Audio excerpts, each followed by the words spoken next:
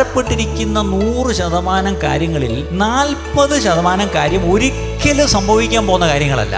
നിങ്ങൾ ഓരോരുത്തരും നിങ്ങളൊരു ജെന്റിൽ പേഴ്സൺ ആണെന്ന് നിങ്ങളുടെ ഭാര്യ, നിങ്ങളുടെ ഭർത്താവ്, നിങ്ങളുടെ മക്കൾ സാക്ഷ്യപ്പെടുത്തുമോ? ഇല്ല എങ്കിൽ ഇന്ന് അപ്പോസ്തലൻ്റെ ഈ ഉപദേശം നമ്മളോടാണ്.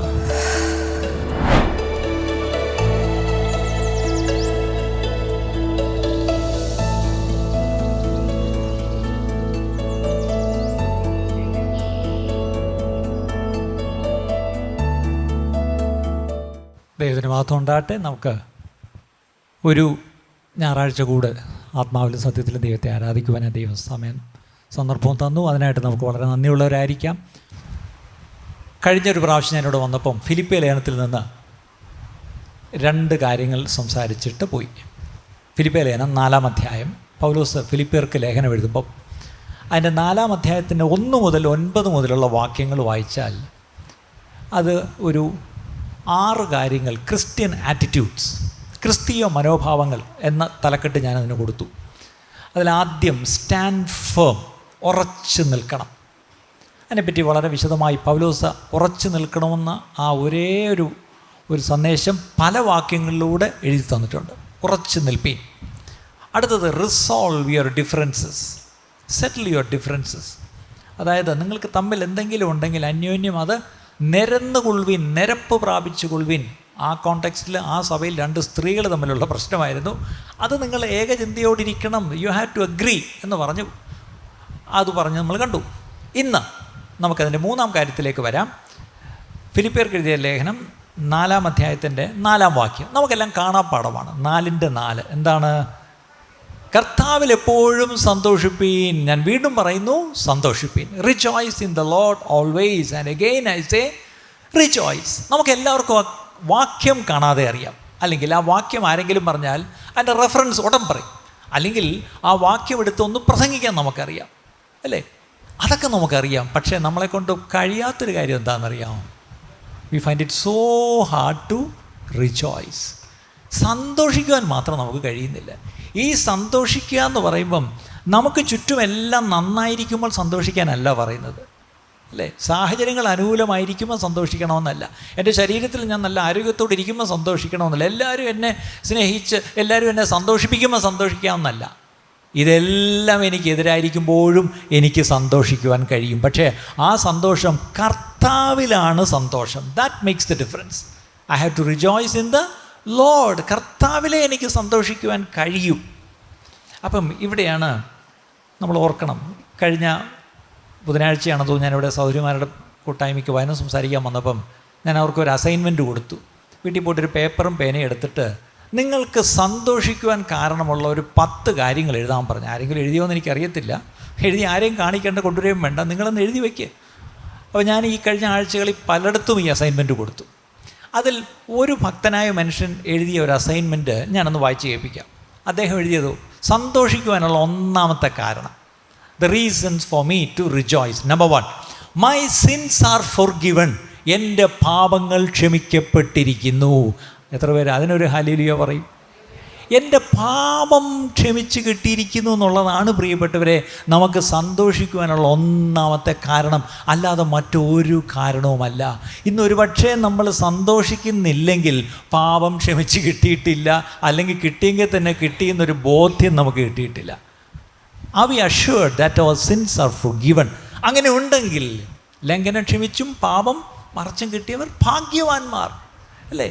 അങ്ങനെയെങ്കിൽ യഹോവ അകൃത്യം കണക്കിടാതെ എന്നോട് കർത്താവ് ക്ഷമിച്ചു എന്നുള്ള ബോധ്യം ഉണ്ടെങ്കിൽ തന്നെ നമുക്ക് സന്തോഷിക്കാതിരിക്കാൻ കഴിയില്ല. മൈ സിൻസ് ആർ ഫോർഗിവൺ, അല്ലേ? നമ്മൾ മലയാളത്തിൽ പഴയൊരു പാട്ട് പണ്ടൊക്കെ സൺഡേ സ്കൂളിൽ പാടുമായിരുന്നു, അല്ലെങ്കിൽ ഈ എന്താ പറയുന്നത് സന്തോഷത്തോടെ പാടുന്നൊരു പാട്ടുണ്ട്. ഏതാണെന്നറിയാമോ? അത് ഈ പറഞ്ഞ പോലെ പുതിയ തലമുറക്കാരൊന്നും എഴുതിയതല്ല. പഴയ കാലത്ത് സായിപ്പന്മാരിവിടെ വന്ന് മിഷണറിമാരായിട്ട് വന്നവർ മലയാളം പഠിച്ചൊക്കെ എഴുതിയവരുണ്ട്. അതിലെഴുതിയൊരു പാട്ട് ഏതാണെന്നറിയാമോ? ഭാഗ്യനാൾ, ഭാഗ്യനാൾ, യേശു എൻ പാപം തീർത്ത നാൾ. എൻ്റെ പാപമെല്ലാം എൻ്റെ യേശു തീർത്തു, ക്ഷമിച്ചു. അതിൻ്റെ അർത്ഥം ആ ദിവസം എൻ്റെ ജീവിതത്തിൽ ഭാഗ്യനാളാണ്. നമ്മുടെ ജീവിതത്തിൽ ഇങ്ങനൊരു ഭാഗ്യനാളെന്ന് നമ്മളൊന്ന് പാടിയിട്ടുണ്ടോ? ഇനി അത് എന്നോ ഒരു ദിവസം ഞാൻ രക്ഷിക്കപ്പെട്ട നാൾ മാത്രമല്ല, ഇന്ന് രാവിലെ എഴുന്നേറ്റ് ഭാഗ്യനാൾ, എൻ്റെ പാപം ക്ഷമിച്ചു എൻ്റെ കർത്താവ്. My sins are ഫോർഗിവൻ.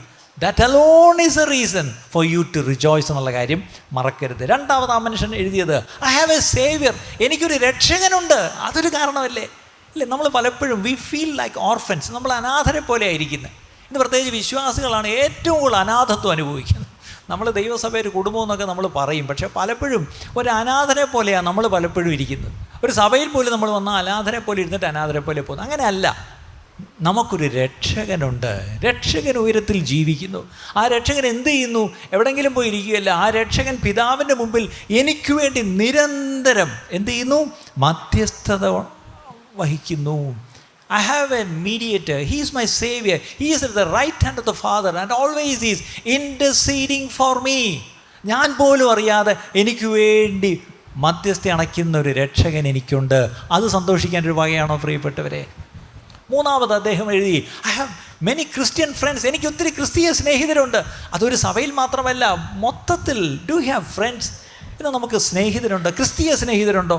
അല്ലാത്ത ഫേസ്ബുക്ക് ഫ്രണ്ട്സ് ഉണ്ട് ഇഷ്ടം പോലെ. ഇന്നെല്ലാവരും ഫേസ്ബുക്ക് ഫ്രണ്ട്സിനെ കൂട്ടുന്ന, അതാകുമ്പം മറ്റ് കമ്മിറ്റ്മെൻ്റ് ഒന്നും ഇല്ലല്ലോ. ചുമ്മാ ഒരു സാധനം അടിച്ചാൽ മതിയല്ലോ, അത് എടുത്താൽ കിട്ടി ഒരു ഫ്രണ്ട്. എനിക്കിപ്പോൾ എല്ലാം കൂടി 716 ഫ്രണ്ട്സ് ഉണ്ട് എന്ന് പറഞ്ഞുകൊണ്ട് ഇങ്ങനെ അടക്കാം. ഈ ഫേസ്ബുക്ക് ഫ്രണ്ട്സ് അല്ല. Do you have Christian friends? I am asking A question. നിങ്ങൾക്ക് ഒരു വിഷയത്തിൽ നിങ്ങൾക്ക് നിങ്ങളുടെ കൂടെ നിൽക്കും, അല്ലെങ്കിൽ നിങ്ങൾക്ക് വേണ്ടി പ്രാർത്ഥിക്കും, നിങ്ങളെ കൈവിടുകയില്ല, നിങ്ങളെ താഴ്ത്തി നോക്കുകയില്ല, അല്ലെങ്കിൽ ഒരു ആവശ്യം വന്നാൽ നിങ്ങളുടെ കൂടെ വന്ന് നിൽക്കും എന്നുറപ്പുള്ള ക്രിസ്തീയ സ്നേഹിതർ നിങ്ങൾക്കുണ്ടോ?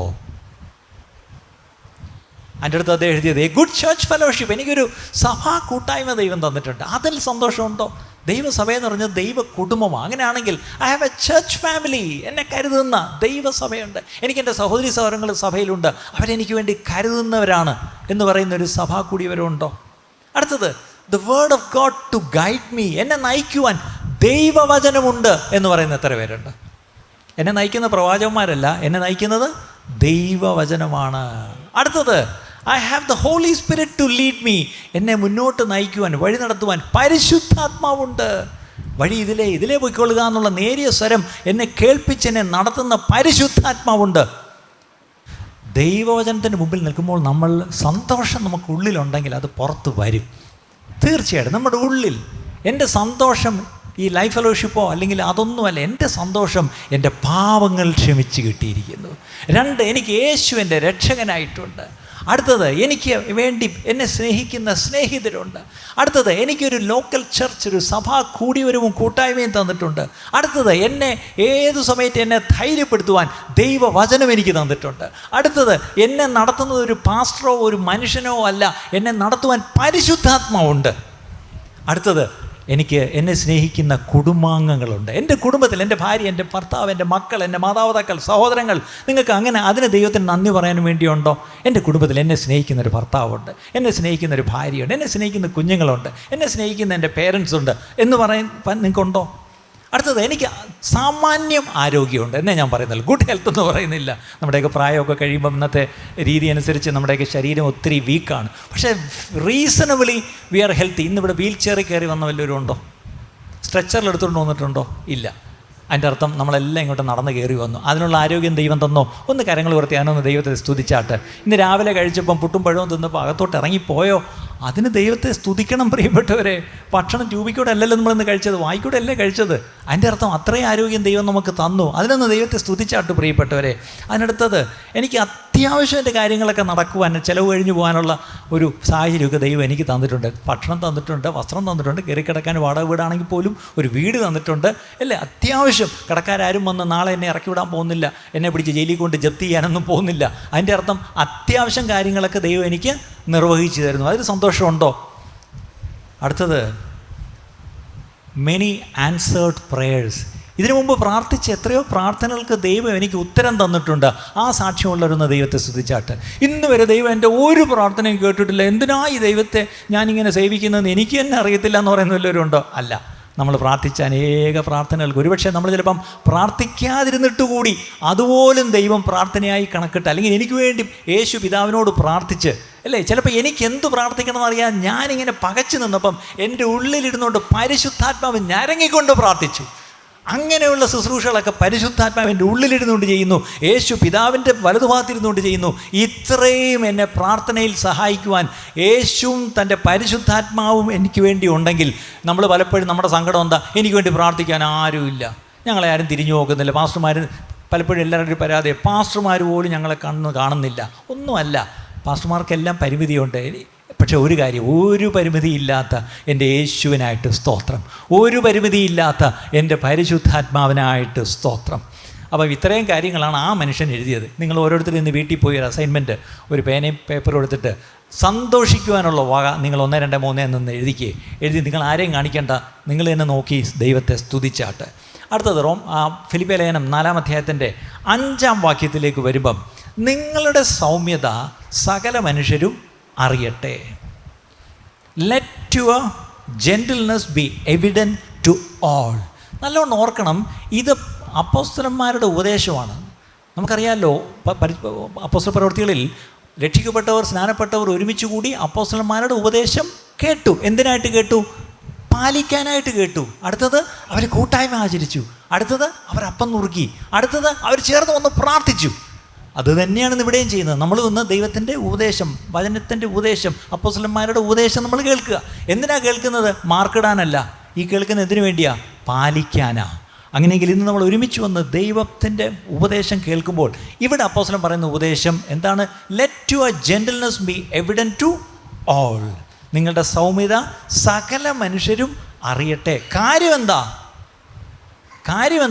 കർത്താവ് വരാൻ അടുത്തിരിക്കുന്നു. അതിനടുത്ത് കർത്താവ് വന്നിട്ട് ഇനി നമുക്ക് സൗമ്യരാകാൻ പറ്റത്തില്ല. കർത്താവ് വന്നിട്ട് സ്വർഗത്തിൽ പോയല്ല സൗമ്യരാകുന്നത്. ഇവിടെ വെച്ച് നമ്മൾ ജെന്റിലാവണം പ്രിയപ്പെട്ടവരെ. ഒരു മാറ്റം നമുക്ക് വരണം, അല്ലേ? ഒരു വ്യത്യാസം നമുക്ക് വരണം പ്രിയപ്പെട്ടവരെ. അവിടെ ജെന്റിൽനെസ് എന്നുള്ള വാക്ക് അതിന് ഒത്തിരി അർത്ഥങ്ങളുണ്ടെങ്കിൽ ഒരു സിമ്പിൾ മീനിങ് എനിക്കിഷ്ടപ്പെട്ടത് ഇന്നർ കാംനെസ് എന്നാണ്. അകത്ത് എനിക്കൊരു വലിയ ശാന്തത. ഇവിടെ ഇരിക്കുമ്പോൾ തന്നെ നിങ്ങളുടെ അകത്തൊരു നല്ല ശാന്തത ഫീൽ ചെയ്യുന്നുണ്ടോ? ഉണ്ടെങ്കിൽ U are a gentle person. ഇനി ഈ ജെന്റിൽനെസ് എപ്പോഴാണ് വെളിപ്പെടുന്നതെന്ന് അറിയാമോ? ശരിക്കും പറഞ്ഞാൽ 2 സിറ്റുവേഷനാണ്. ഒന്ന്, when you are dealing with someone who is driving you nuts. അതായത് ആരെങ്കിലും നിങ്ങളെങ്ങനെ ചൊറിഞ്ഞ്, നമ്മൾ പറയാനുള്ളത് ഞാൻ കുറേ നേരമായിട്ട് സഹിക്കുക. അതിൻ്റെ അർത്ഥം എന്താ? ആരോ എന്നെ ഇങ്ങനെ പ്രൊവോക്ക് ചെയ്യുന്നുണ്ടെന്നർത്ഥം.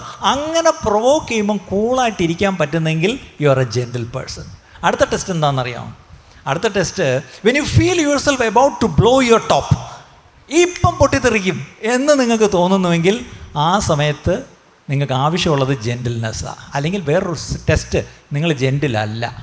നമ്മൾ BP ചെക്ക് ചെയ്തിട്ടുണ്ടോ? ഡോക്ടർമാർ കയ്യിൽ സാധനമൊക്കെ കെട്ടി ഒരു ഇത് വെച്ചിട്ട് ഇങ്ങനെ അമുക്കുമ്പോഴാണ് ഒരു സാധനം ഇങ്ങനെ പൊങ്ങി പോവും. അതിന് പറയുന്ന പേരാണ് മെർക്കുറി.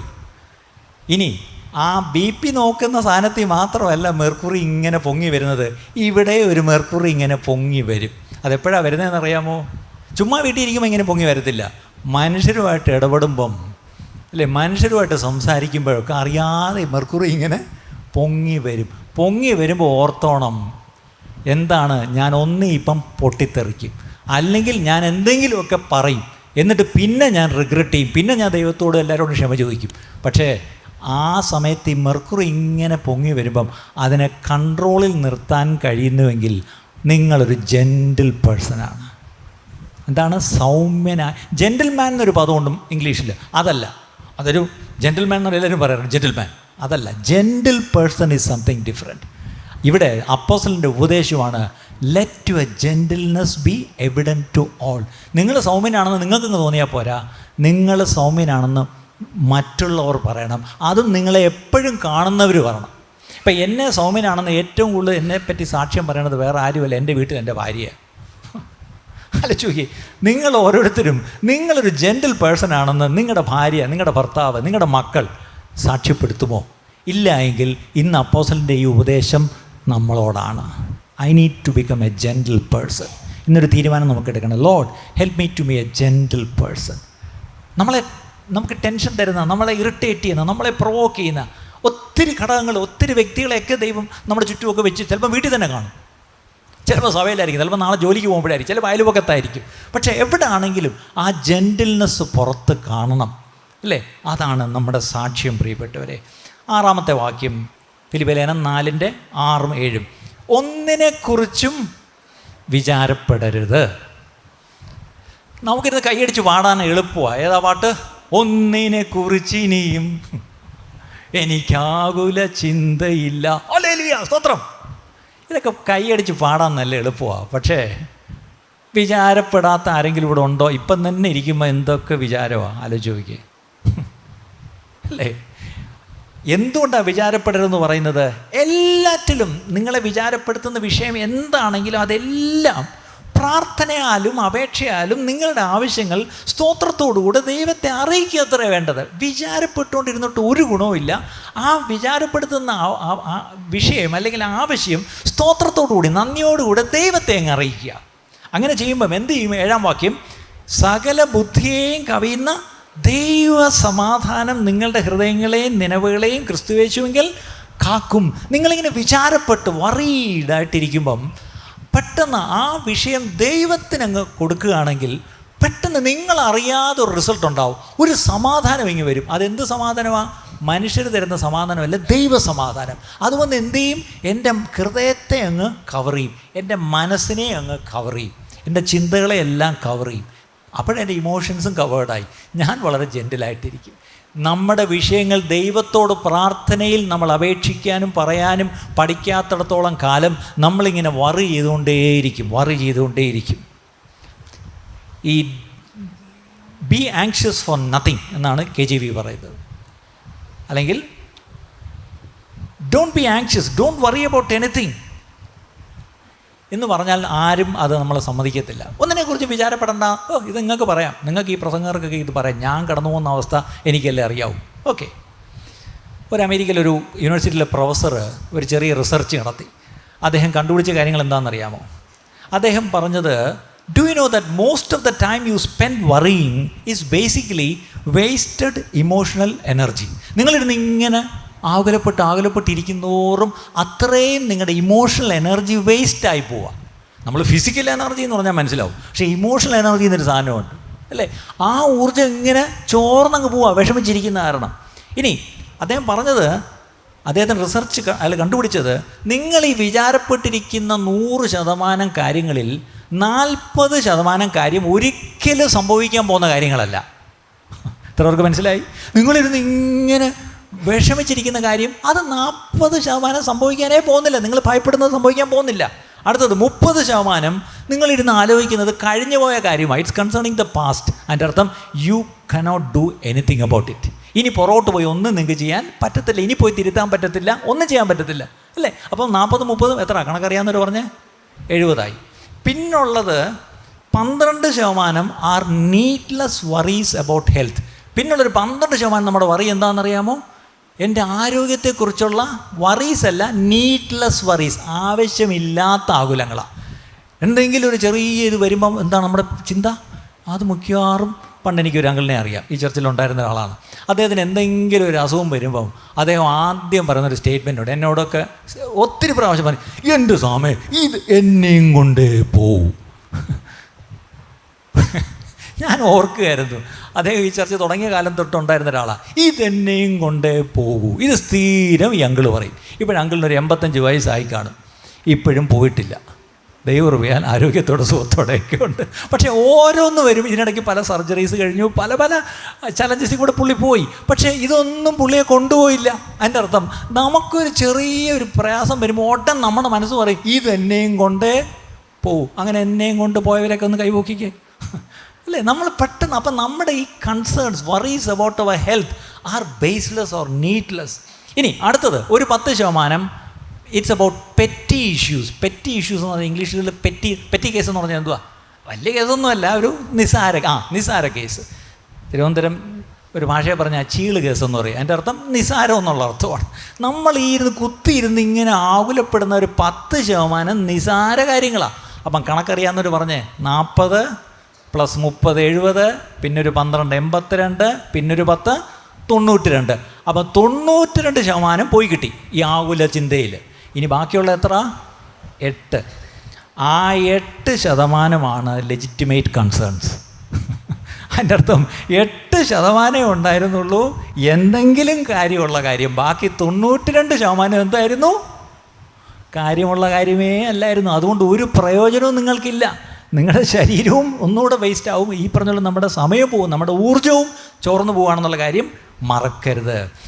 അതിൻ്റെ 8ഉം 9ഉം വാക്യം, 8ാം വാക്യത്തിലേക്ക് വരുമ്പം, ഒടുവിൽ സഹോദരന്മാരെ എന്ന് പറഞ്ഞിട്ട് ഒരു ലിസ്റ്റാണ്. സത്യമായതൊക്കെയും ഘനമായതൊക്കെയും നീതിയായതൊക്കെയും നിർമ്മലമായതൊക്കെയും രമ്യമായതൊക്കെയും സൽകീർത്തിയായതൊക്കെയും സൽഗുണമോ പുകഴ്ചയോ അതൊക്കെയും ചിന്തിച്ചുകൊള്ളുവിൻ. എൻ്റെ അവിടുത്തെ പോയിൻ്റ്, തിങ്ക് ഹോളി തോട്ട്സ്. ആ പറഞ്ഞ ലിസ്റ്റ്, ആ വിഷയങ്ങൾ എത്ര എണ്ണമെന്ന് എഴുതിയിട്ട് അതിൻ്റെ വിവരണമല്ല ഞാൻ പറയാൻ പോകുന്നത്. അത് വിവരിക്കാൻ പോയാൽ ഒരു പ്രസംഗം ചെയ്യേണ്ടി വരും വേറെ. പക്ഷേ ഇവിടെ നിങ്ങളെപ്പോഴും എന്താണ് ചിന്തിക്കുന്നത്? What are your thoughts? ഇപ്പം തന്നെ ആലോചിച്ച് നോക്കുമ്പം നിങ്ങളിപ്പോൾ എന്താ ചിന്തിച്ചുകൊണ്ടിരിക്കുന്നത്? ആലോചിച്ച് നോക്കി അല്ലേ? ഇപ്പം എന്തായിരിക്കും നിങ്ങൾ ചിന്തിച്ചുകൊണ്ടിരിക്കുന്നത്? നമ്മൾ ഈ ഇരിക്കുന്ന സമയത്ത് തന്നെ എന്തൊക്കെയാണ് ചിന്തിച്ചുകൊണ്ടിരിക്കുന്നത്? പക്ഷേ എന്ത് ചിന്തിക്കണം? വിശുദ്ധമായ കാര്യങ്ങൾ ചിന്തിക്കണം, ദൈവികമായ കാര്യങ്ങൾ ചിന്തിക്കണം. അവിടെ എഴുതിയിരിക്കുന്നൊരു കാര്യം, നമ്മളൊരു ആവറേജ് മനുഷ്യൻ രാവിലെ എഴുന്നേറ്റ് രാത്രി കിടക്കയിലേക്ക് പോകുന്നത് വരെ ഏകദേശം 10,000 ചിന്തകൾ ചിന്തിക്കുമെന്നാണ് കണക്ക്. ഇപ്പോൾ ഏകദേശം ഉച്ചയായെങ്കിൽ ഇപ്പം തന്നെ നേരം വെളുത്ത് എഴുന്നേറ്റ് ഇതിനോടൊക്കെ എത്ര ചിന്തിച്ച് കഴിഞ്ഞു? ഒരു 4,500 ചിന്തിച്ച് കഴിഞ്ഞു. ഇനി ഒരു 5,500 കൂടെ ബാക്കി ചിന്തിക്കുകയാണ്. അത് കഴിഞ്ഞിട്ട് ഉറങ്ങാം അല്ലേ? അപ്പോൾ 10,000 തോട്ട്സാണ് ഒരു ആവറേജ് ഒരു മനുഷ്യൻ തിങ്ക് ചെയ്യുന്നതെന്നാണ് അർത്ഥം. അങ്ങനെയെങ്കിൽ നിങ്ങളൊരു 75 വയസ്സ് വരെ ജീവിക്കുമ്പം എത്ര കോടി ചിന്തകൾ നമ്മൾ ചിന്തിച്ച് കഴിഞ്ഞു അല്ലേ? ഇപ്പം ഇവിടെ ഓർക്കണം, ഈ ചിന്തകളെന്ന് പറഞ്ഞാൽ ആദ്യം നമ്മുടെ മനസ്സിലാണ് വരുന്നത്, ശരിയല്ലേ? ചിന്ത എവിടെ വരുന്നത് അല്ലേ? ഇനി ചിന്തിച്ചിട്ട് ഒരു അന്തവും ഇല്ല എന്നൊക്കെ നമ്മൾ പറയും. അന്നേരം ഈ മനസ്സിലാണ് ഈ ചിന്ത ആദ്യം വരുന്നത്. പാപം എവിടെയാണ് തുടങ്ങുന്നത്? പറഞ്ഞേ, പാപം എവിടെയാണ് തുടങ്ങുന്നത്? ഞാനൊരു കത്തി എടുത്ത ഒരാളെ കുത്തിക്കൊന്നു. ആ കുത്തിക്കൊന്നപ്പം അത് പുറത്തെല്ലാവരും കണ്ടു. പക്ഷേ തുടങ്ങിയത് എവിടെയാണ്? എൻ്റെ ചിന്തയിലാണ് അല്ലേ? ആ ചിന്തയിൽ തുടങ്ങിയത്. ഞാൻ അവിടെ വെച്ച് ഞാൻ അത് പിടിച്ച് നിർത്താത്തതുകൊണ്ട് എന്ത് പറ്റി? കൈവിട്ടുപോയി. അത് പോയി പ്രവൃത്തിയായി, അത് പാപമായി. ഇതുപോലെയാണ് നമ്മുടെ ചിന്തകൾ. നമ്മൾ എന്ത് ചിന്തിക്കുന്നു എന്നുള്ള അനുസരിച്ച് ഇരിക്കും നമ്മുടെ ജീവിതം, പ്രത്യേകിച്ച് നമ്മുടെ ക്രിസ്തീയ ജീവിതം.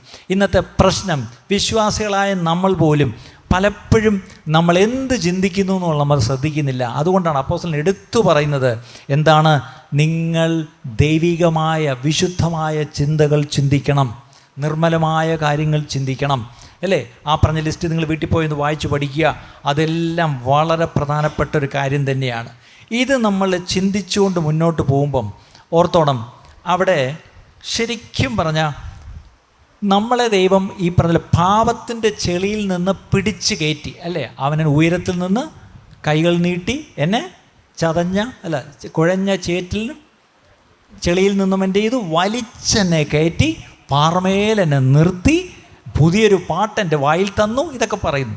പക്ഷേ നല്ലവണ്ണം ഓർക്കണം, നമ്മൾ കർത്താവിൻ്റെ കയ്യിലേക്ക് നമ്മളെ കൊടുത്ത് ഈ ചിന്തകൾ ചിന്തിച്ച് നമ്മൾ കർത്താവിൽ സന്തോഷിക്കുവാൻ തീരുമാനിച്ച് നമ്മുടെ ഡിഫറൻസസ് എല്ലാം നമ്മളൊന്ന് സെറ്റിൽ ചെയ്ത് ഈ പറഞ്ഞ പോലെ ക്രിസ്തുവിൽ ഞാൻ ഉറച്ച് നിൽക്കുമെന്നൊരു തീരുമാനമെടുത്ത് മുന്നോട്ട് പോവുകയാണെങ്കിൽ ഓർക്കണം, അവൻ്റെ ആ ശക്തി അല്ലേ? അവൻ്റെ ആ ശക്തി, അവൻ്റെ ആ പരിശുദ്ധാത്മ ശക്തി, ആ ട്രാൻസ്ഫോമിങ് പവർ അതെന്ത് ചെയ്യുന്നു എന്ന് ചോദിച്ചാൽ, he pulls you up from the muck and mire of the old life.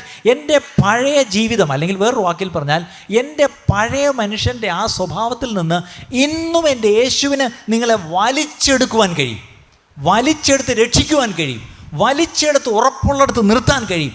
ഇനിയും എൻ്റെ വായിൽ പുതിയ പുതിയ പാട്ടുകൾ തരാൻ കഴിയും. ഇന്ന് രാവിലെ എൻ്റെ പ്രിയ സഹോദരങ്ങളെ, നമ്മൾ ഇന്നും കിടക്കുന്നത് ആ ചേറിലും ആ ചേറ്റിലും ആ കുഴിയിലും ആ അഴുക്കിലുമാണോ? എന്തൊക്കെയാണ് കിടന്നത്? He pulls you out from bitterness. കയ്പിൽ നിന്ന് യേശുവിനെ നിങ്ങളെ വലിച്ചെടുക്കാൻ കഴിയും. എത്ര പേര് വിശ്വസിക്കുന്നു?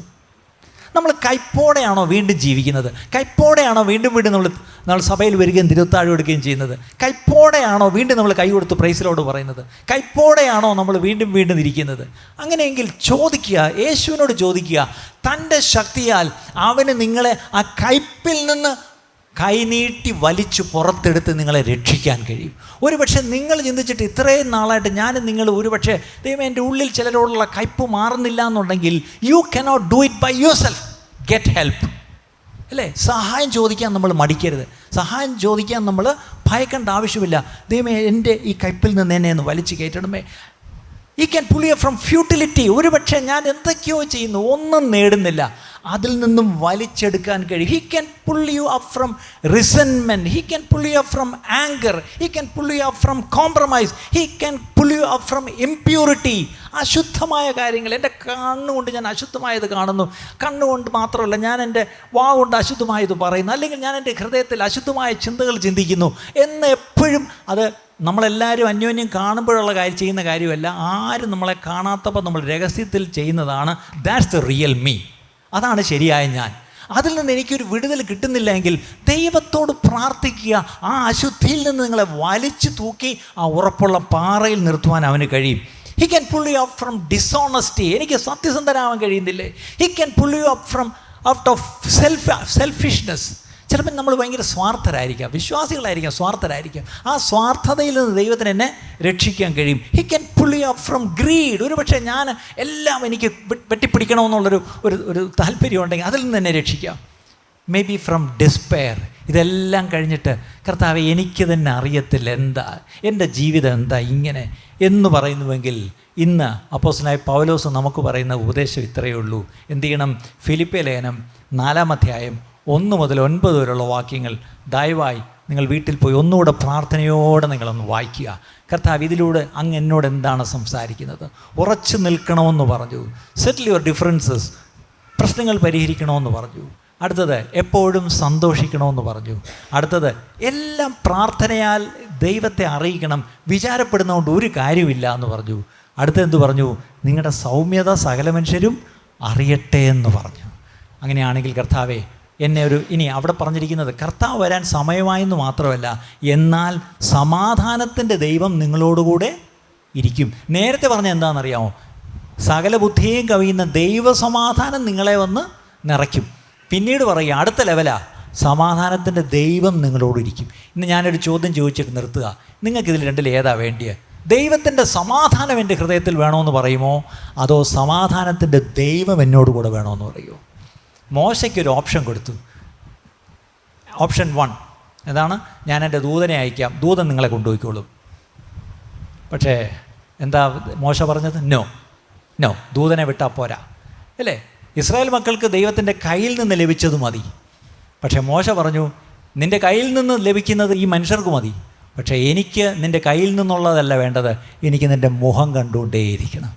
ഇന്ന് ഈ സഭയിൽ വന്നിരിക്കുന്ന നമ്മൾ ഓരോരുത്തരും ദൈവസന്നിധിയിലാണല്ലോ. 2-3 പേർ കൂടി വന്നപ്പോൾ ഇവിടെ കർത്താവ് യേശുവിൻ്റെ സാന്നിധ്യമുണ്ട്. അങ്ങനെയെങ്കിൽ നമുക്ക് നമ്മുടെ ഹൃദയത്തിലേക്ക് നോക്കിയിട്ട് സമാധാനത്തിൻ്റെ ദൈവം എന്നോടൊപ്പം എപ്പോഴും ഉണ്ടായിരിക്കണം, അതോ സകല ബുദ്ധിയെയും കവിയുന്ന ദൈവസമാധാനം എൻ്റെ ഹൃദയത്തിൽ വേണം? ഹൃദയത്തിൽ ദൈവസമാധാനം ലഭിക്കുന്നത് ഒന്ന്, അതിൻ്റെ ഒരു അടുത്ത ലെവലാണ് സമാധാനത്തിൻ്റെ ദൈവം എൻ്റെ കൂടെയുള്ളത്. ഇന്നൊരു തീരുമാനമെടുക്കാം. കർത്താവെ എൻ്റെ കുടുംബത്തിൽ സമാധാനത്തിൻ്റെ ദൈവത്തിൻ്റെ സാന്നിധ്യം ഉണ്ടായിരിക്കണം. കർത്താവെ ഞങ്ങളുടെ സഭയിൽ സമാധാനത്തിൻ്റെ ദൈവം ഉണ്ടായിരിക്കണം. കർത്താവെ ഞങ്ങൾ ഇടപെടുന്ന സകല മേഖലകളിലും സമാധാനത്തിൻ്റെ ദൈവം ഉണ്ടായിരിക്കണം എന്നുള്ള പ്രാർത്ഥനയോടുകൂടെ എൻ്റെ വാക്കുകളെ ഞാൻ നിർത്തുന്നു. കർത്താവ് നമ്മളെല്ലാവരെയും അനുഗ്രഹിക്കട്ടെ. ഒരു വാക്ക് പ്രാർത്ഥനയ്ക്കായിട്ടും കൂടെ അപേക്ഷിക്കുന്നു.